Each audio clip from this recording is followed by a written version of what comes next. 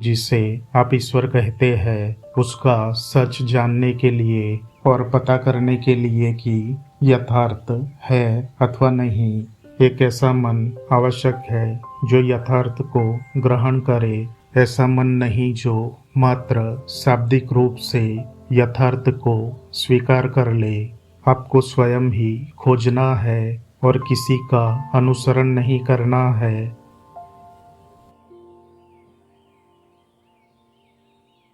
जिड्डू कृष्णमूर्ति की किताब ईश्वर क्या है, प्रकरण 14, भाग 2। व्यक्तिक मन समाज के ढर्रे के भीतर नहीं होता है। व्यक्तिक मन क्रांति की, विद्रोह की अवस्था में होता है, इसलिए उसे सुरक्षा की तलाश नहीं होती है। क्रांतिकारी कहा जाने वाला मन वस्तुतः क्रांति की स्थिति में नहीं है। बाहरी क्रांति का समर्थक मन हालातों को बस एक खास ढर्रे के अनुसार बदलना चाहता है तथा ऐसा मन अपने आप में असंतुष्ट वास्तविक क्रांतिकारी मन नहीं है। मुझे नहीं मालूम यदि आपने कभी ध्यान दिया है या नहीं कि असंतोष कितनी असाधारण बात है। आप बहुत से युवा लोगों को जानते होंगे जो असंतुष्ट है। वे नहीं जानते कि क्या करना है। वे तकलीफ में है, नाखुश है, बगावत की हालत में है। कभी कुछ तलाशते हैं, कभी कुछ कोशिश करते हैं, लगातार प्रश्न पूछते रहते हैं। परंतु जैसे ही वे उम्र में बड़े होते हैं, नौकरी धंधे से लग जाते हैं, शादी कर लेते हैं और उस असंतोष का अंत हो जाता है।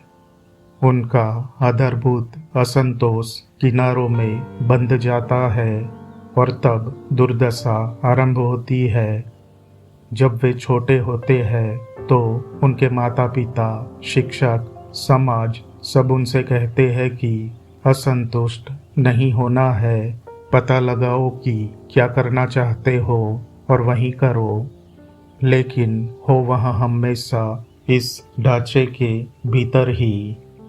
ऐसा मन दरअसल बगावत में नहीं है तथा सत्य को पाने के लिए आपको ऐसे मन की आवश्यकता है जो वास्तव में क्रांति की, विद्रोह की अवस्था में हो।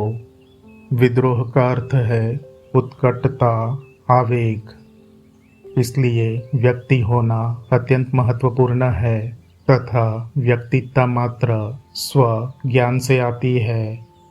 अपने आप को जानने से, यह जानने से कि क्यों आप अनुकरण करते हैं, क्यों आप किसी के अनुसार चलते हैं, क्यों आप आज्ञा मानते हैं। आप भय के कारण आज्ञा मानते हैं, क्या ऐसा नहीं है?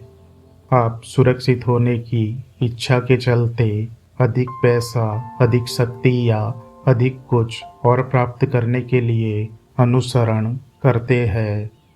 परंतु जिसे आप ईश्वर कहते हैं उसका सच जानने के लिए और पता करने के लिए कि यथार्थ है अथवा नहीं, एक ऐसे व्यक्ति का होना आवश्यक है जो अतीत के प्रति मर चुका हो, जो जानकारी के प्रति, अनुभवों के प्रति मर चुका हो।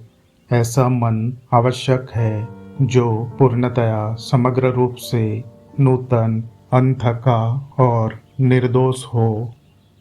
धर्म यथार्थ का अन्वेषण है, जिसका अर्थ है आपको स्वयं ही खोजना है और किसी का अनुसरण नहीं करना है जो कह रहा है कि उसने पा लिया है तथा आपको उसके बारे में बताना चाहता है।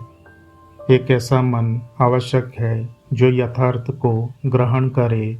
ऐसा मन नहीं जो मात्र शाब्दिक रूप से यथार्थ को स्वीकार कर ले तथा फिर सुरक्षित होने की आशा में यथार्थ की उस अवधारणा का अनुसरण करता रहे। धन्यवाद।